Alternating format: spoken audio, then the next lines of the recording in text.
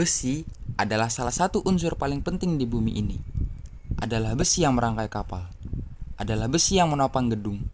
Adalah besi yang setiap hari kita pulung. Adalah besi yang di sekitar kita. Itu kan Desi.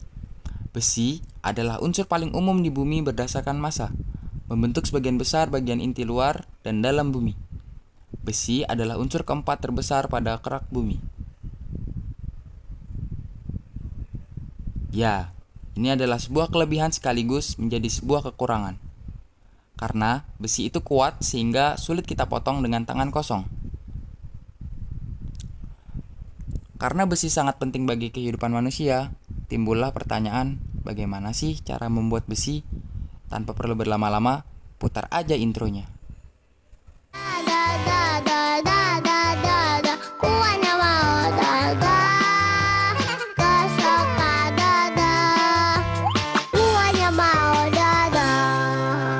Dodo memberi yang terbaik. Biasanya, biji besi yang baru didapat dari hasil tambang, sebelum diolah harus dikecilkan dulu ukurannya, agar dapat diolah menjadi produk jadi. Kelihatannya gampang. Lo belum pernah lihat sih, Bogeng, jadi belum tahu gimana susahnya ngecilin biji. Apalagi cuma pakai palu besi. Wah, itu sudah tidak mungkin itu. Ya, makanya orang-orang ini menggunakan alat yang dinamakan jaw crusher, atau bahasa Indonesianya pemecah tipe rahang. Ya, karena bentuknya yang seperti rahang yang menghancurkan biji yang masih berukuran besar. Untuk kalian yang berkeinginan memiliki alat ini, ya sebaiknya kalian nabung dulu lah. Kemudian akan keluar dari bagian bawah mesin jaw crusher, di mana hasil yang telah dikecilkan tadi akan dibawa menggunakan bed conveyor agar dapat dipindahkan ke mesin vibrating screen untuk disortir lebih lanjut. Dalam vibrating screen akan diseragamkan ukurannya sehingga dapat diolah dalam proses selanjutnya.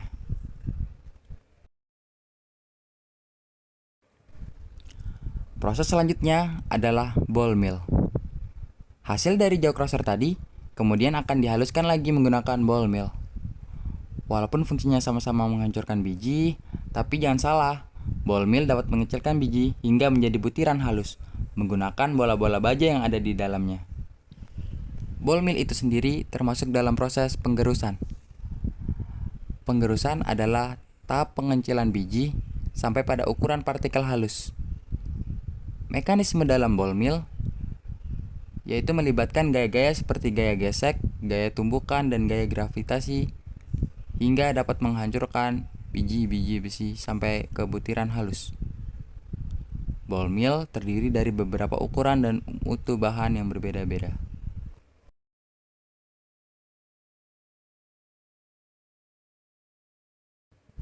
Setelah melewati proses kominusi, biji besi yang sudah direduksi ukurannya kemudian diangkut menggunakan bed conveyor menuju proses konsentrasi, yaitu menggunakan alat magnetic separator. Magnetic separator merupakan proses konsentrasi dengan memisahkan mineral berharga dan mineral pengotor berdasarkan sifat kemagnetannya. Pemisahan ini dapat dilakukan karena mineral-mineral yang terdapat pada suatu biji memiliki sifat kemagnetan yang berbeda-beda. Prinsip kerjanya, pada suatu bagian magnetic separator yang diberi medan magnet, material yang mengandung logam akan menempel atau tertarik pada medan magnet. Sedangkan material non-logam atau yang tidak memiliki sifat kemagnetan akan jatuh akibat adanya gaya gravitasi ke dalam wadah penampungan pengotor atau tailing. Selain proses dengan magnetic separator, proses konsentrasi selanjutnya yaitu menggunakan alat yang bernama flotasi. Flotasi merupakan salah satu proses konsentrasi yang memisahkan mineral berharga dari mineral pengotornya, memanfaatkan perbedaan hidrofobilitas antara mineral berharga dan mineral pengganggu atau pengotor. Mekanisme flotasi diawali dengan pulp yang dimasukkan ke dalam tangki atau sel flotasi. Tangki dilengkapi dengan agitator atau pengaduk yang terintegrasi dengan pipa untuk menginjeksikan udara, sehingga timbul gelembung udara di dalam pulp. Mineral yang bersifat hidrofobik akan menempel pada gelembung udara kemudian terangkat menuju permukaan menjadi buih. Sedangkan mineral hidrofilik tetap tinggal di dalam pulp. Dalam flotasi ada istilahnya yang namanya reagen. Reagen tersebut sangat diperlukan untuk membantu proses flotasi dalam proses pemisahannya. Penggunaan reagen flotasi ini tidak dimaksudkan untuk mengubah sifat-sifat kimia dari partikel tersebut, tetapi hanya mengubah sifat permukaan partikel. Keberhasilan pemisahan mineral secara flotasi ditentukan oleh ketepatan penentuan reagen kimia yang digunakan. Secara garis besar, reagen digunakan menjadi 3 kelompok, yaitu collector, modifier, dan Further. Reagen-reagen tersebut memiliki masing-masing kegunaan dan saling melengkapi antar reagen. Setelah proses konsentrasi, biji selanjutnya diolah dalam proses aglomerasi. Proses aglomerasi ini bertujuan mengubah ukuran butiran biji atau konsentrat menjadi gumpalan yang relatif lebih besar agar tidak menyumbat lubang-lubang pada tanur yang digunakan untuk dilewati oleh gas.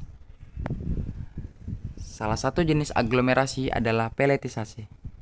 Peletisasi adalah proses aglomerasi campuran konsentrat biji besi dengan material halus lainnya dengan cara dibentuk bola-bola atau disebut green pellet. Kemudian bola-bola tersebut dikeraskan dengan cara dibakar. Pembuatan bola-bola dilakukan dengan boiling drum atau dispelletizer. Pelet biji besi merupakan gumpalan berbentuk bola yang dibuat dari partikel-partikel halus konsentrat biji besi. Umumnya, pelet dibentuk dalam beberapa tahap, yaitu pertama mixing. Mixing atau pencampuran merupakan proses persiapan bahan baku sebelum dilakukan pembuatan pelet.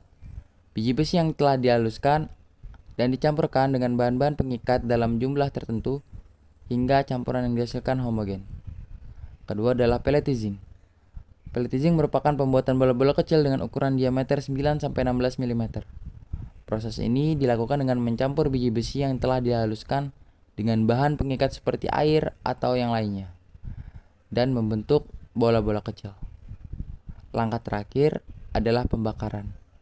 Tujuan dari pembakaran ini adalah untuk meningkatkan kekuatan pelet dengan cara pembakaran yang terkendali secara perlahan agar air dapat diuapkan secara sempurna.